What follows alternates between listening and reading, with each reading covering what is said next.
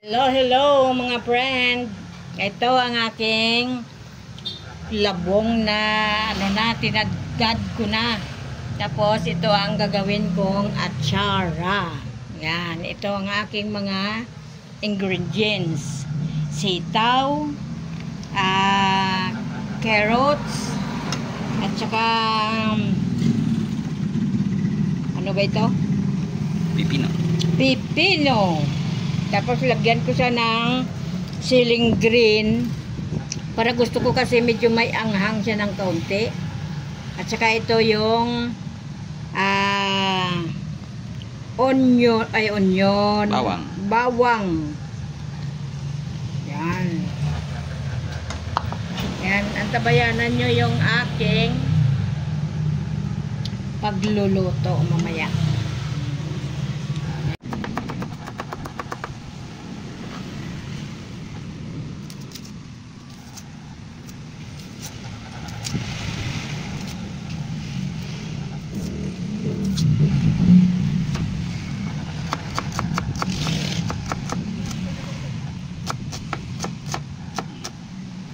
Hello, good evening na. Dito na kumukulo na yung ating suka. Nilagyan ko na yan ng pampalasa. Masarap ng lasa niya. Pag ako kasi may mag-atsara, nilalagyan ko ng asin at saka asukal. Ilagay na natin yung bawang at saka siling green. I-half cook lang natin yan para saka ilagay natin muna yung sitaw yan. Ilagay na natin lahat ang kanyang mga ingredients kasi i-half cook lang natin. At saka carrots,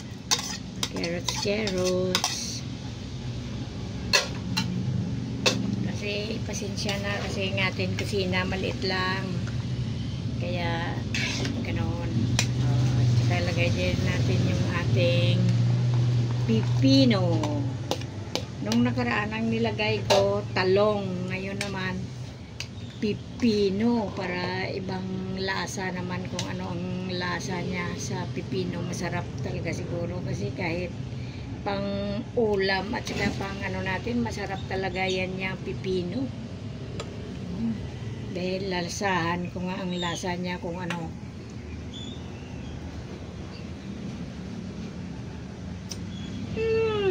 Grabe. Pag natikman nyo, kayo na ang mag-sabi kung ano ang lasa. I-half cook lang natin yan. Yan, pwede na yan. Ilang kay kunin ko ito. Half cook na siya. Ilagay na natin ang ating nilagang labong. Yan.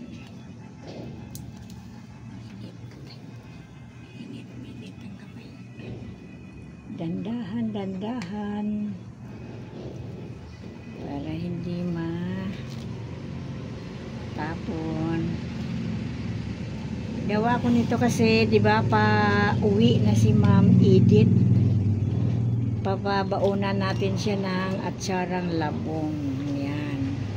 Dinamihan ko na po yan kasi marami ang nag-order sa akin. Diba? Lagyan ko na rin yan ng kulay. Kasi kung hindi mo lagyan ng kulay, maputla siya. Kaya pag naggawa kayo ng atsara, lagyan nyo ng kulay. Yan. Dilaw.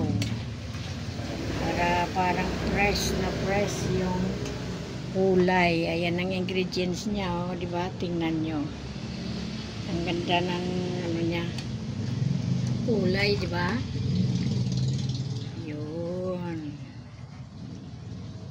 At saka yung ating labong, na siya, dilaw na. Yan, diba? Kitang-kita yung kulay. Pangit kasi yung kahit mag-atsara ka din ng ampalaya, papaya, yan din yon ang ingredients. Kung paano magluto ng labong, ganon din po sa papaya. Yan. Pakuluin natin yan para manunuot talaga yung lasa ng suka sa kanyang labong natin. Yan, 'di ba? Kaganda ng kulay. May green, may orange at dilaw. Yan, hayaan natin yang kumulo para masipsip ng labong yung ating suka. Kailangan kasi pag naglagay sa garapon maraming suka para matagal din siyang masira. Yan. Ayan natin yan magkulo. Balikan natin yan mamaya. Okay, takipan muna natin. Ayan. Ayan na mga friend, yung niluto nating labong luto na.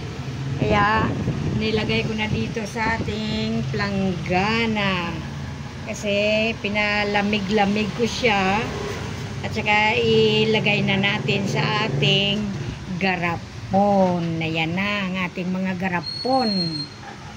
Yan ang ating lalagyan. Salin na natin sa ating garapon. Ibibinta natin ito. Ating atsarang labong, napakasarap nito.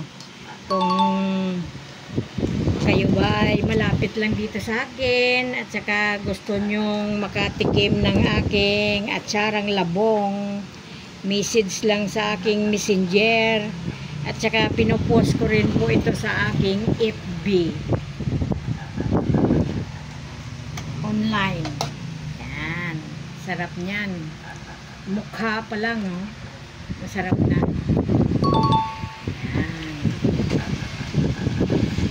Ayan ang ating atsarang labong. Alam nyo naman ngayon, sa panahon ngayon, mahal na ang ating mga bilihin. Kaya, itong labong na ito, kapag binili mo ito, 100 ang 1 kilo.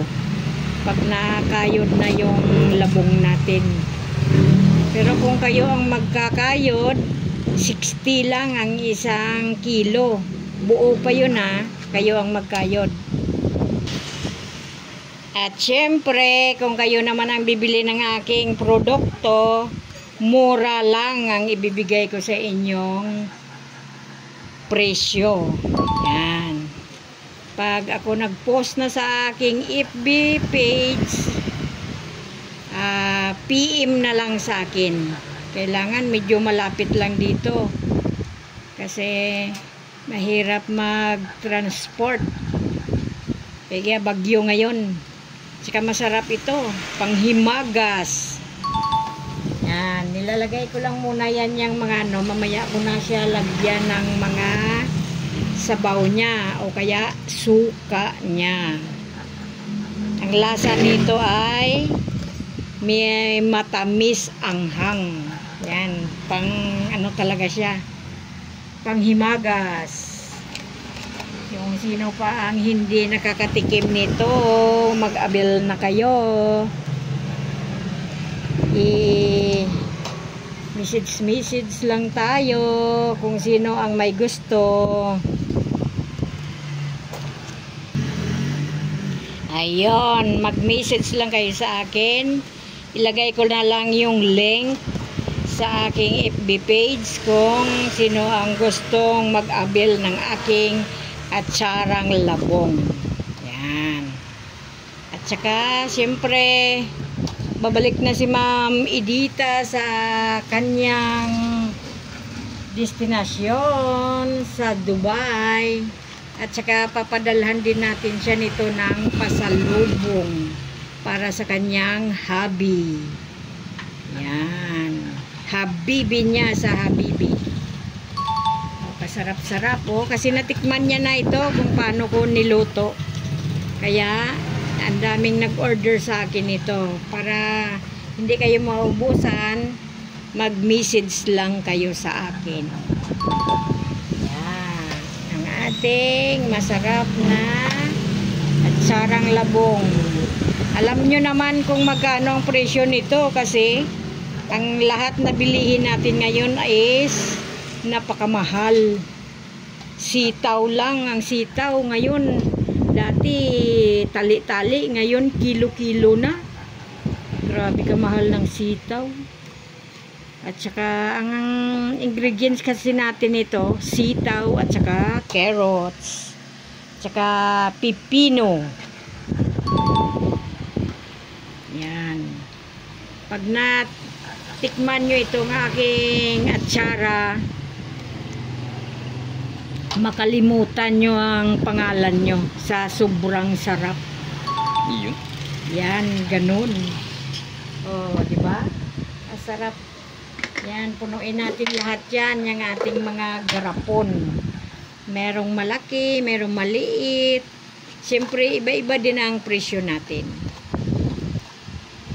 Kasi lahat nito, nabibili natin sa mahal na halaga ang ating mga ingredients.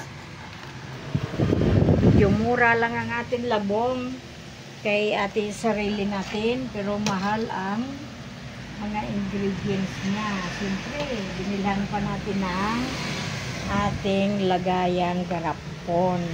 Disposable garapon. Garapon. Ano sa tawag mo sa inyo dyan? Ano tawag niyo dito sa garapon na ito? Yan. Lalagyan ko muna yan kasi itong sabaw niya, lalagyan ko pa yan isa-isa. Para yan ang pampasarap dyan, yung sabaw niya. Suka. Sukang nyog. Tuba ba? Yan ang suka niya. Yan na, napakasarap.